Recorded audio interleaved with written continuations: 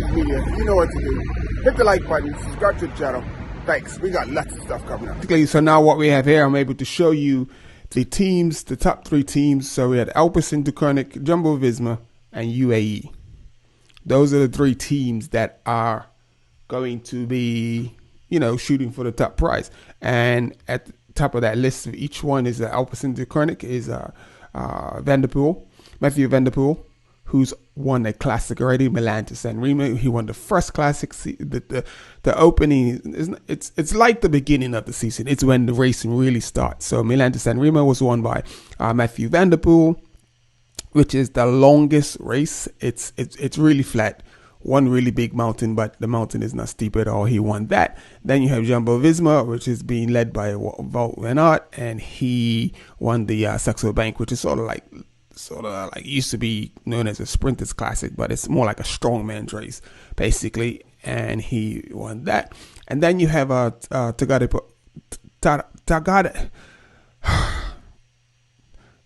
Pogačar. I can't believe I messed that up. We have Tadej Pogačar, and he's going to be so he's won a couple stage races. He's won more races than the both of them put together since the season opening. He won his first race of the season. Tadej Pogačar, amazing. He rides for UAE Team Emirates, and the team surrounding him. He's got Rui Alava. I can't see, that's too far.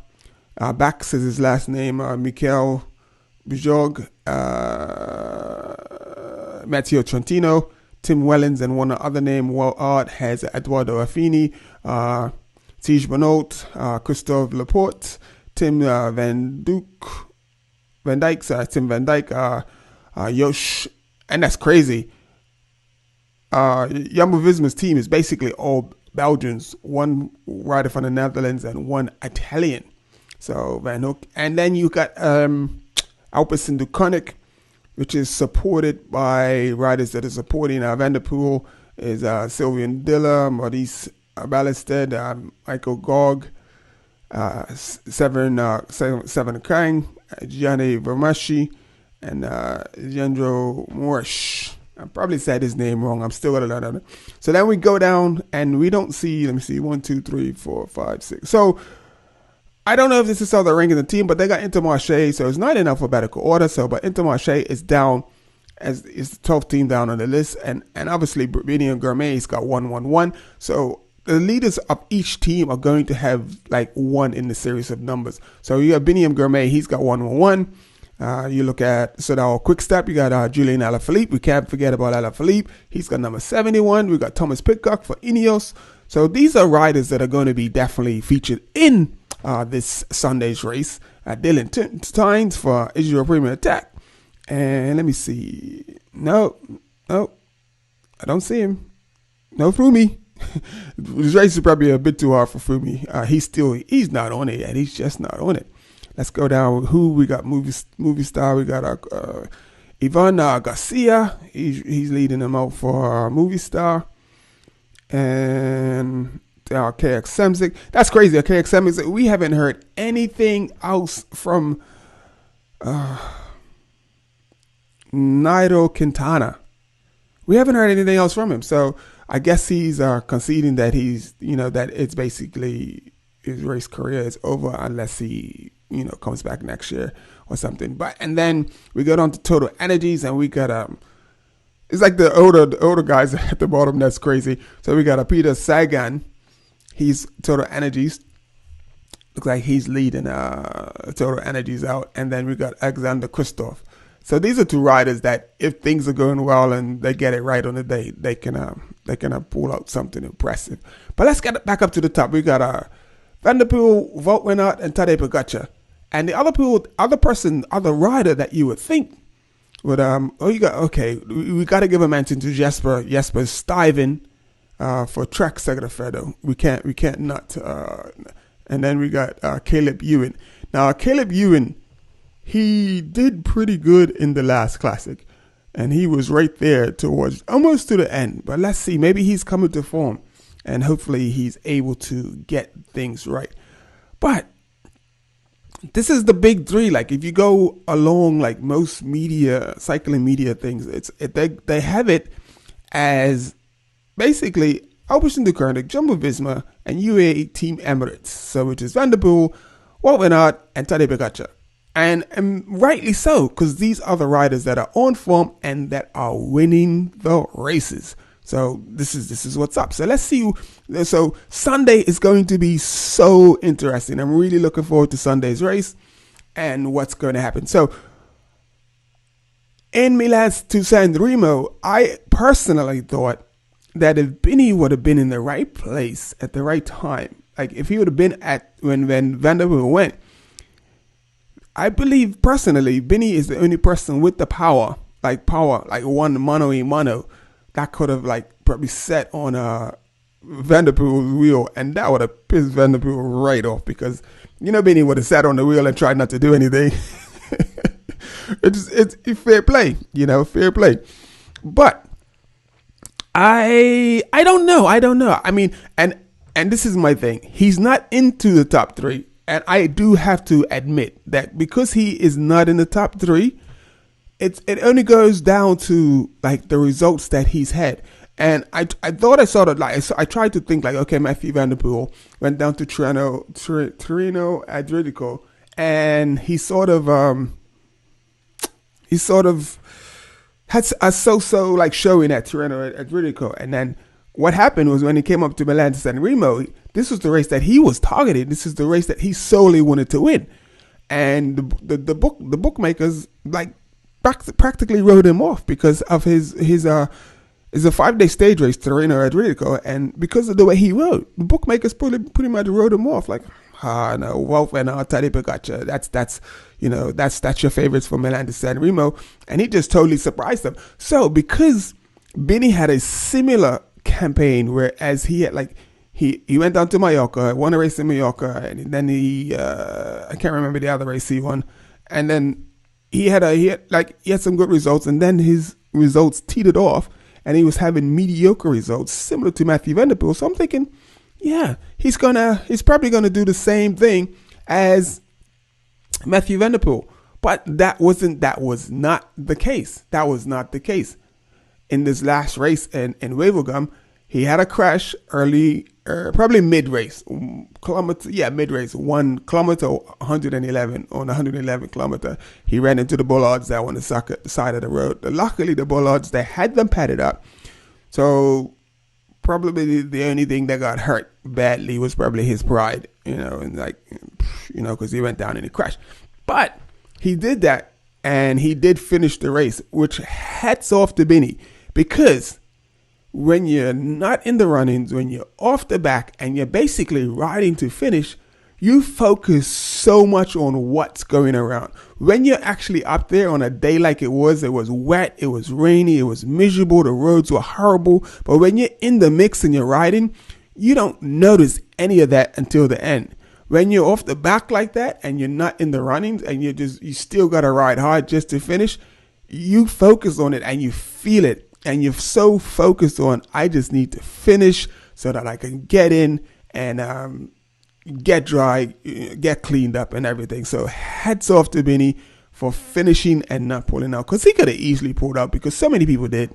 Filippo Ganna had a crash earlier, but before Bini crashed, and after his crash, he just called it a day. I don't know how bad it was, but most of these guys, like when they do crash, like if they can keep going, they keep going. But if they do have something else going on, or they're planning and they're thinking about the future, they just call it a day. So, but Bini rode to the end, and I'm not quite sure if that's going to be a good thing or bad thing for him. So this Sunday, we got the 107th running of the Ronde van Vlaanderen.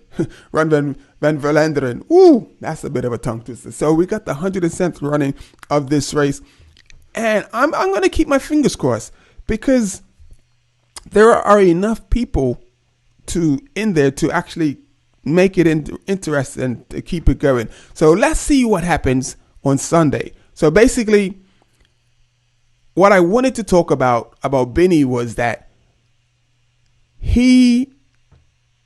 I don't feel like they've been surrounding him with riders that could really do the business. Like Rui Costa is probably like the main guy. So Rui Costa and Mike Teunissen, those two guys, that's like an army. That's like a really strong army. Mike Teunissen, Rui Costa, and then you got Bini and Kwaremont. With those three riders, you now have a chance to get Bini anywhere he needs to be, so he can compete and he can get to the finish. But if you just send Bini out there, I'm not putting shame on any of the other riders, but Wout van Aert and Tadej Pogačar, these guys, they have solid, super strong riders around them. So, but we do have Rui Costa. He's riding on Sunday. Rui Costa's riding on Sunday. You got, is it Rui Costa? No, sorry. The rider that caught my eye was Taco van der Hoorn. So Taco van der Hoorn is a classics specialist. So that might be a little bit of a clash, because if anybody else is definitely capable and should be up in like the top 10, Taco will definitely be one of those riders in the top 10. Taco will definitely be one of those riders in the top 10. And then depends on what happens between Taco and Bini. Is Taco going to support Bini, or is Taco, if he gets an opportunity, is he going to take it and just go for glory? That's the question. That's definitely going to be a huge question. So the team that he has around him, like I said, there's no Mike Teunissen and there's no Rui Costa. So the army goes up to 4 now. Bini is their superstar, but it just feels like to me like this is your superstar. Why don't you have your strongest riders around you? So you got Bini and Kwaremont, you got Taco van der Hoorn, and no Rui Costa. No Rui Costa. Said it again because I was away from the mic. No Rui Costa. And no Mike Teunissen. We're on your channel now. Yeah, okay. Live videos. And let's find Bini. So let's real quick too as well, because this is just cycling talk. Let's talk about Africa's best cyclists. So basically, Africa's best cyclists, when I put this up, I got a lot of pushback from like Eritrean, Ethiopian cyclists saying that I don't have all of the like top riders in Africa. So there's definitely a bit of a misunderstanding. So basically, all of the riders that are in this top list are riders that are racing professionally inside of Europe. So these are obviously the best riders because they've got pro contracts inside of Europe. That was the basis of this list. So it was not discarding or so. So let's go down to Bini's win number 1. Let's see if it's let's mute that, and let's drag it back.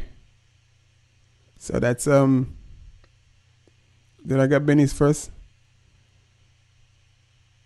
So we got Kobe Guvison. So I just want to highlight what I saw.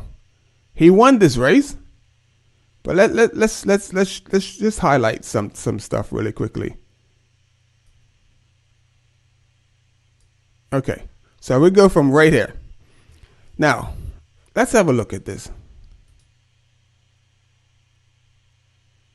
So we have Teunissen. He's in second wheel. Bini is just off to the. He's off here to the right a little bit, and he's got to basically get here, get around. That looks like Christoph because it's Oude X. I believe it's Oude X. It could be Oude X. I don't think it's Jumbo. Or it could be Jumbo, the yellow front of the bike. But he's got to get around this rider here. Sorry that the picture's all blurry. To get to Teunissen. Now let's see what happens between in the next like 200 meters, I guess. So here we are. Now look at what's going on right now. Bini is looking to his left. He is like following Like it looks like the movie star guys are going to the front. So this at this point, this says a lot to me. It's like I would have sat down in the bus or wherever we sat down in the hotel and afterwards and talked. Like you don't trust your riders. You don't trust your train. You got to, in order to get to that place, you have to trust them. So his train is going one way, he's going the other way, and then his train is also looking over to the movie star train. And as far as I'm concerned, Mike Teunissen and the other rider is just as strong as everybody else. So it's like they have they're still riding like a second tier team instead of the pro team that they are. So let's just push on a few seconds more. So here we see now, Mike's realized what's going on. He's left the rider. This rider's doing the work. And instead of these guys getting on, doing the business and getting it on and rolling out, because they're less than 1.5 kilometers away from the finish. Bini's obviously, he's made up his mind. And then watch what Mike has to do. Watch what Mike Teunissen has to do. So, now Mike is here. And he looks like, okay, cool. Bini's sort of behind me. He has no idea that Bini's there as well. But Bini's sort of behind me. And I'm going to crack on. So now Bini's about 2 or 3 riders behind. So Bini's not even in the wheel anymore. Bini is not even in the wheel anymore. The other Intermarché rider sees what's going on. And he's just like, okay, whatever. And then we have another Intermarché rider like to the far back, to the back. On the left, on the outside, and it's just hanging out, and it just baffles me. I'm like, if I was the director, the sportive director, I would have been like, yo, what's going on? Are we out here for play or something? We come here to win some races, and like not just get lucky and win races. We want to prepare for the future so that we can do this and show that people that we can do this. So right now, Intermarché is totally disorganized. You got one rider trying to get in the mix with the movie star train. You got another rider who's just kicked off because he's done his bit. He's done. And then you got another rider he's just like hanging out just so he can get a high place. So look at this part right here. This right here is amazing because they are not like on their own accord, riding on their own accord. This is what is happening. This is what's happening. So the movie star rider, he's put in a massive effort to be to the front. And he's like, I'm done. And because Teunissen is the wrong side of the wheel, he can't stay there because if he doesn't move right, he's going to get taken out. So he has to move right as well. Totally coming out. And then watch this. Watch what happens. Look where Teunissen is. Not even close. Not even in the picture. The movie star rider is looking left. He's like, I'm done. Everything. I'm done. So right now, Teunissen is looking back over to the movie star train. Like he's got to get back over there. I'm trying to figure out why he feels like he's got to get back over there. Does he even know where Bini is? Does he even have a clue where Bini is? But he's focused on getting back over there. And you see he makes it back over there. I just want to say, do you know the energy and what you have to use to make that move around the guy that just came off the front and go back? And you're still in the wind. You're not on nobody's wheel. He didn't duck behind him, use his draft a little bit and sling over there. He went in front of him and around him and back over to the train that was driving. So what's he doing now? Where are we to now? So we see Mike Teunissen and we see Bini. Bini's not even on his wheel. So we got movie star. Is that Jumbo? It's Jumbo Visma. We got movie star. We got Jumbo Visma rider. And we got 2 Astana riders in front of Bini. And then comes Mike Teunissen. And Bini's not even on his wheel. So we got, we got a Jumbo rider, Mike Teunissen, and then another Jumbo rider. And Bini's like sort of to the right. So, I feel Bini really got lucky today. He really got lucky. So movie star is definitely winding it up. And here comes Bahrain victorious, pushing to the front, doing his thing. He takes one big stab at it, but it's a slightly uphill finish. So what Bini does, Bini goes to the outside, and then he gets a clear run at the line. he got a clear run at the line, and the advantage he had was because it was going uphill. So 1 second, just let that play a little bit.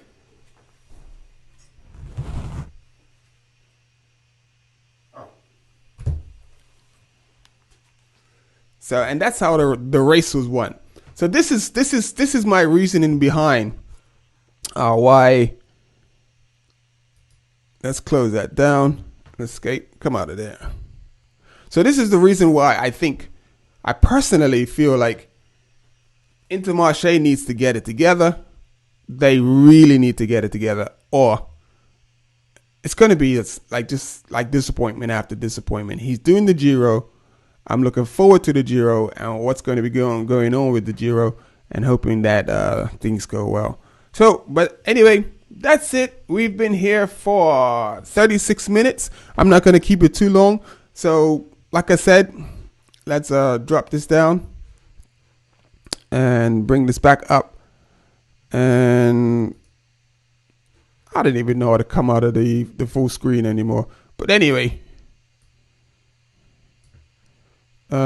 entire screen. No, I don't want the entire screen. And so, anyway, I hope you get to watch Van Velderen, and I just hope you get to watch it, because it's going to be an awesome race. You got, like I said, Tadej Pogačar, Wout van Aert, and Mathieu van der Poel. And the bookmakers haven't put Bini in the top 3. And if you're honest with yourself, you can't blame them, because he really hasn't, featured or shown, or usually a rider's nipping at the heels of the big contenders, and he's not. So with that, I'm going to end today's cycling news, or cycling weekly, or cycling talk. And I was due to have a interview with a pro rider this week, but he had an emergency come up, so we didn't get that interview. So hopefully we'll get that interview in the coming days, and I'll be able to broadcast that. But anyway, thanks for tuning in. Remember, hit the like button, subscribe to the channel, turn your notifications on, share.